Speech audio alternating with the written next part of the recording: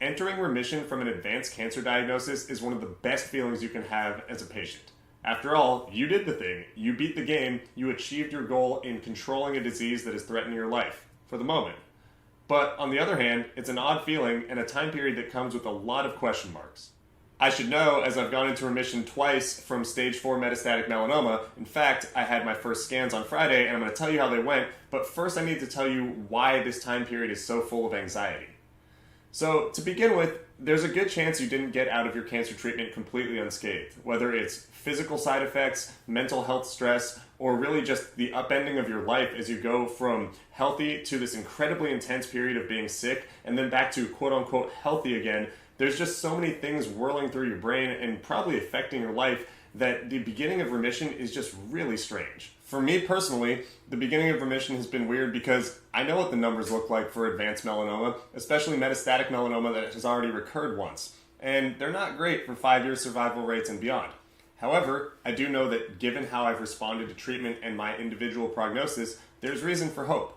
That being said, it's just strange because I have to base things on the statistics that I know and I'm working with, including the chance that a recurrence happens within this time period of remission, and those numbers are exponentially higher within the first year. So when I've been waiting for my scans, my 3-month out scans that I just did on Friday, it's been a little stressful. I compounded that stress by scheduling my scan for the Friday before a long weekend. As I'm recording this, it's Labor Day weekend, which means theoretically, I'd have to take the scan and then wait 4 days for the results.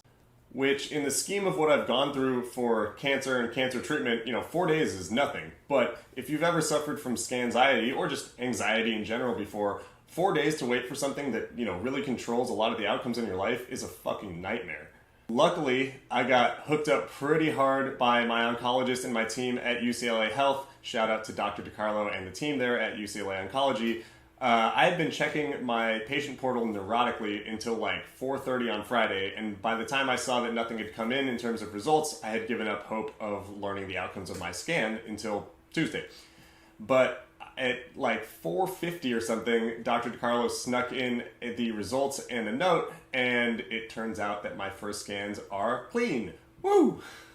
This result in and of itself wasn't a shock. I had been fairly hopeful and confident that this scan would come back clean, as there was really no indication that it wouldn't, but it's cancer, the kind of methodology of living with it and surviving it and treating it long term is just take everything one day at a time.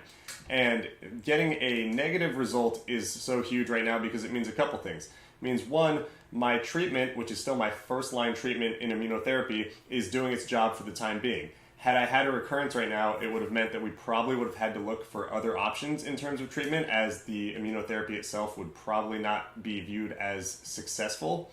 And then two, 3 months into remission is not a long time period, and my mental health is already weird, and it would have just been devastating to go right back into cancer treatment. So, you got to take these steps as wins when you have them, and so the result of being clean in the scan is enormous.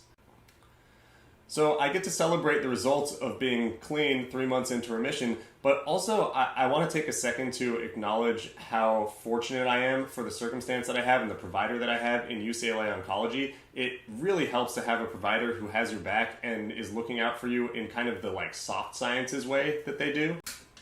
And maybe soft sciences is the wrong word, but the humanistic element of cancer care is so important. And I think that the providers and my oncologist really get that at UCLA Health in San Luis Obispo. This sounds like an infomercial for them or something, but maybe I'll start doing that.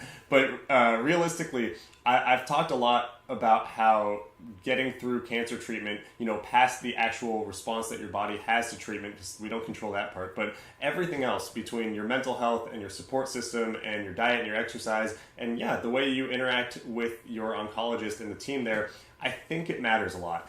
And for them to understand that I was going to go through this stress if I didn't get the results over a long weekend and sneak that result in there, I actually don't know that they did that consciously, but it seems to me that someone working hard to get a result in at 4:55 when the office closes at 5, that stood out to me as a level of care that I really appreciated.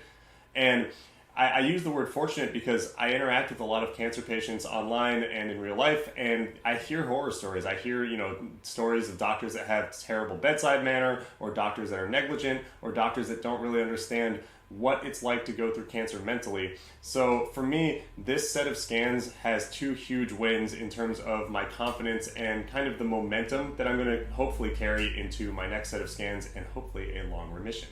I've said the word hope a lot in the last few minutes because I believe that's a huge component of how you approach living with cancer. You know, it's day by day, or, you know, taking one step at a time, or whatever cliche we want to use, but the goal is to feel a little better, have a little more hope, you know, as much as possible. And during treatment or during a diagnostic period, it's really hard to do that. Cancer puts you in this weird, just mentally fuzzy place, and, you know, there are huge setbacks, and a lot of those we do not have control over. But in remission, when we're at our best, I think it's good to continue to bolster your mental health and build this hope so that if something does happen, you're at least more prepared for it than you were the time before. And then continuing to use the word hopefully I just never encounter cancer again, at least in a diagnosis.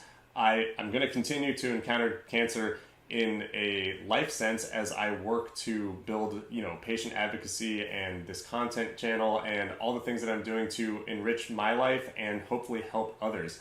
And that's another thing that I've learned. I get so much joy from making these videos because I know what it's like to be in a position where, you know, there's limited information about what it really looks like to be a cancer patient, and I know what it's like to be helped out by other cancer patients because the online communities that I've become a part of have been really, really good about providing examples of what it's like to have wins like clean scans or have wins like, you know, X period of time into remission. And I want to continue to be able to portray that because one, that means I'll be healthy, and two, I want to be able to pass the torch in terms of giving hope to other people.